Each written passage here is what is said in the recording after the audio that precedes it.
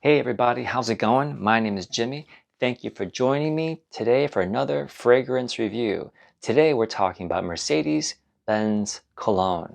Now I know many of you are thinking, Mercedes-Benz, I would never buy a fragrance from a car company, much less a designer company that I don't really like, right? What you guys don't realize is that these companies, well, some of you, most of you will realize this, that are watching this, but some of you may be watching this and may be thinking that. In fact, I've heard that from my friends that have said, I'm not going to buy this from this company because I don't like that company. I would never buy a fragrance from a car company or what have you, or a pen company, for example, like Mont Blanc, right? So what I want to tell you guys is that these companies do not make these fragrances in a way. Like Mercedes-Benz, the engineers and mechanics aren't back there in a room boiling up leaves and making fragrances for you. That's not what's happening. They're hiring hired guns. They're hiring famous perfumers like Olivier Cresp in this case to make the fragrance, and they sell it under this name for marketing to get Mercedes-Benz, the name out there, right? So, and it's an ingenious way of marketing. Why not? So just as a side note, if you want to find great scents, research the perfumer and find out where he's worked or where she's worked and buy those. Don't just go off the name brand so much, although that's another way of doing it. Just a little side note rant there. Okay, as I said, this is made by Olivier Cresp, and some of the notes here, we have grapefruit, mandarin, pink pepper, Brazilian orange. In the mid, we have ginger, verbena, fresh notes. In the base, we're rounded out with blonde woods, vetiver, and musk. So we have some lemons here. We have some grapefruit citrusy notes. What does it smell like? Lemons. Just a linear lemon. When it dries down, obviously the citrusy lemon does die off. We have a nice pleasant skin scent at the end of it all. I don't think it smells overly sweet when it dries down. It's just really, really safe. And that's me saying that. And I love safe scents that you can't really disagree with. I don't think I picture this as like kind of sticking around all that much. It wears off after a few hours, of course, as most of these do. Now the question is, does it last longer than this, which is Dior Homme Cologne? Dior Homme Cologne is also a lemony scent. I think it's a little sweeter and more uplifting than Mercedes-Benz Cologne. So this bottle here, as you can see, I've used quite a bit of it.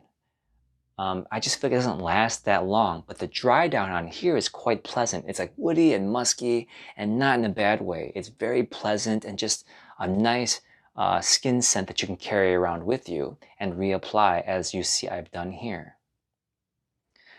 This one, I wouldn't say it's screechy or astringent. I would say it's just linear and not as well blended and soft on the skin as Dior Homme Cologne is. Now, I'm not just saying that because this is more expensive and this is cheaper and this is not as good. I want to believe this is good. I did buy it after all. I do like it. It's just not as well sitting on the skin as Dior Homme Cologne is for me. Now for you, your skin may not even know the difference and may project these two as the same. Now what are some other comparisons we can make here? Just in my own humble collection, I have Versace Man Eau Fraiche. And side note here, this is from Versace, right? And this is from Mercedes-Benz. Who is the common perfumer between these? Olivier Cresp. That's right. He's created both of these. Now, if you like one, you may like the other. You may find this is a very redundant thing to have, one that's too similar to the other one. This one is more of like a tart, soury note, and I don't mean that in a bad way. It's just the only way I can really describe it. This one is like it's like watery, it's marine-like, but it's not like the beach, although this would be perfect for the beach in a summer day. This would really set you apart from just plain old lemony scents. Or you can think of it the other way, actually. The lemony plain scent could really set you apart from scents like this, which is obviously very popular. At least it was in the summertime. This one has a note of starfruit in it, which is kind of unusual, and I like it. That's why I kind of kept this around. In fact, I bought this one twice. Now, if you really want to go hardcore lemon, in my opinion, we get the Under the Lemon Trees by Replica, okay? And this is another designer house or niche house, whatever you want to call it. This is lemon in a very strong Italian soda type of way, in my opinion. And I haven't really heard anyone really compare it to things like that, but I think this is where this is at. So it takes lemon in a different approach, especially because this doesn't have lemon in it at all, as far as I can see from the notes. But it might have it, of course, just not listed there. Who knows? But do I recommend Mercedes-Benz Cologne? Um, Now, I do if you don't have any other lemon stuff. If you like collecting lemony scents, I think this is a must-have in your collection. But I'm not sure if this is true or not. It's just not as available as it used to be. Does that mean it's good?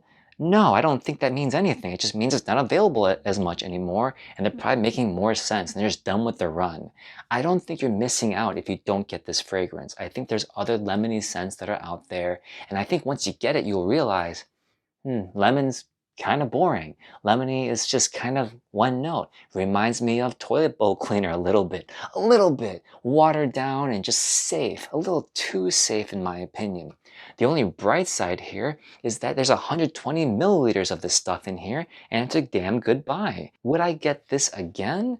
I'm not even sure if I'm going to hold on to this one, to be honest with you. I've been wrestling with it because I don't wear it all that much. And number two, when I do wear it, I feel like it doesn't last all that long to justify keeping it around. And number three, the smell is kind of basic. I feel like I've smelled it before. You guys know when you wear a fragrance, you're kind of like, it's okay, but I smelled it before. Because you smelled it, you're bored of it already in your head. You guys know what I mean? So maybe that's the case here. I think that's why I can't really give this high praises. The only thing I can say is that it comes in a good deal bottle. The bottle is beautiful, and it's a very, very safe scent. Another negative here is that if you have a room full of dumb reaches, as they say it in the community, then which dumb reach do you go for amongst a sea of dumb reaches, right? And if you have an emergency to go to that's very casual, you have a bunch of fragrances that are just okay, and they're all redundant copies of each other, which one do you pick? So it's best to kind of limit yourself from the get-go, and maybe take my word for it that this isn't as great as people are saying. It's just super safe. You can't go by Fragrantica's reviews on the internet all the time. This is very high marks on Fragrantica. But what is Fragrantica? Anyone can post anything on there, and who knows, God knows what your nose is going to agree to. I'm telling you right now, if you're into really interesting scents, this is not going to do it for you. And I like safe scents, so that's saying something. Hopefully this gives you some sort of guide as to whether this is even worth it for you. I think your money could be better spent on something that has lemon in it, that's more interesting to your nose, that perks you up in the morning when you wear it. Okay guys, thank you so much. These are just my thoughts on Mercedes-Benz Cologne. I'll see you next time. Bye-bye.